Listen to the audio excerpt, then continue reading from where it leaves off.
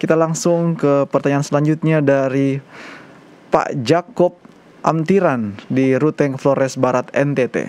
Shalom Pendeta Sabuin.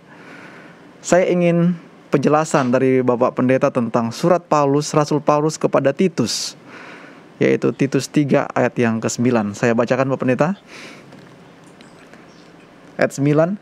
Tetapi hindarilah persoalan yang dicari-cari dan yang bodoh, persoalan silsilah, percekcokan, dan pertengkaran mengenai hukum Taurat, karena semua itu tidak berguna dan sia-sia belaka. Demikian. Terima kasih. Saya mau ambil satu hal dari ayat tersebut. Saya mau menebak, mungkin yang ditanyakan adalah tentang hukum Taurat. Ayat yang ke-9 yang mengatakan pertengkaran mengenai hukum Taurat karena semua itu tidak berguna dan sia-sia belaka. Apakah ini memberikan implikasi bahwa hukum Taurat itu tidak diperlukan lagi? Dan ini adalah pekabaran untuk Titus, dan pada waktu itu Titus sedang berada di suatu tempat yang namanya adalah Kreta. Dalam Titus 1 ayat yang ke-5, Titus diminta untuk tinggal di Kreta, karena di sana jemaat baru saja dibentuk, dia harus untuk mengatur jemaat, memilih pegawai-pegawai jemaat, ketua-ketua jemaat, dan lain jemaat yang baru bertumbuh. Lalu Rasul Paulus menulis surat kepada Titus, yang juga adalah teman Timotius. Ngomong-ngomong, surat 1 Timotius dan surat Titus banyak kemiripannya, karena kedua mereka adalah gembala di bawah arahan dan pengawasan Rasul Paulus. Dia memberikan kepada Titus wejangan-wejangan, karena di Kreta pun ada banyak orang-orang Yahudi yang masih mempertengkarkan tentang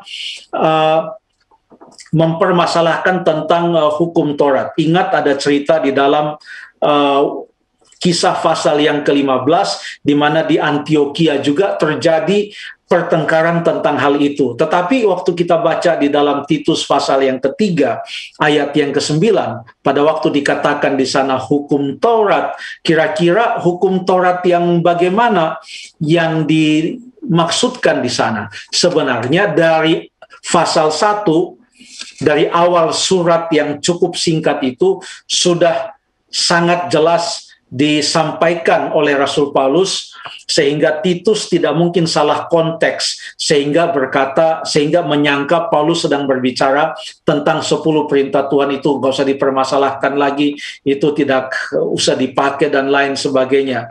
Yang dimaksudkan oleh Paulus itu hukum apa? Coba kita baca di dalam Titus pasal yang pertama, ayat yang ke-10.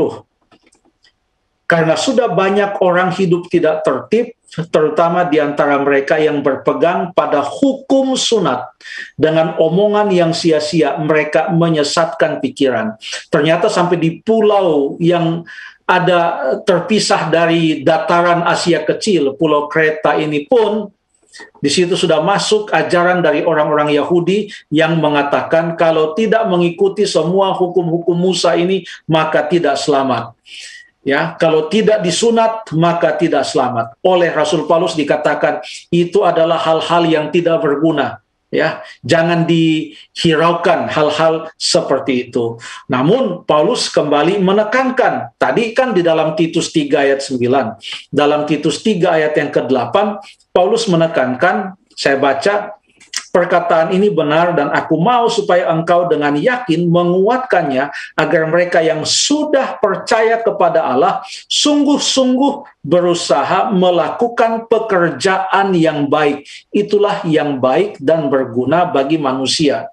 Jadi kembali di dalam surat Paulus kepada Titus pun disampaikan kepadanya supaya mengajarkan kepada umat-umat Tuhan yang sudah percaya itu untuk melakukan pekerjaan yang baik.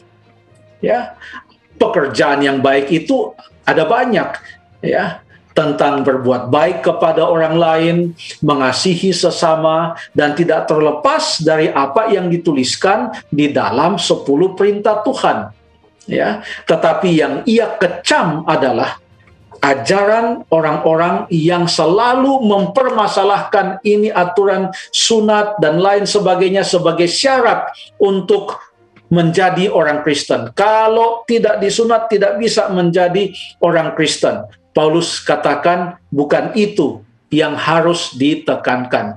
Kita tidak terikat lagi kepada hukum-hukum Taurat yang sekarang sudah digenapkan makna dan simbolnya dengan datangnya Yesus dan matinya ia di atas kayu salib. Tetapi itu sekali lagi tidak meniadakan 10 perintah Allah yang sampai di dalam kitab Wahyu sekalipun masih dituliskan di sana. Wahyu 14 ayat yang ke-12, yang penting di sini adalah ketekunan orang-orang kudus yang menuruti perintah-perintah Allah dan iman kepada Yesus. Terima kasih.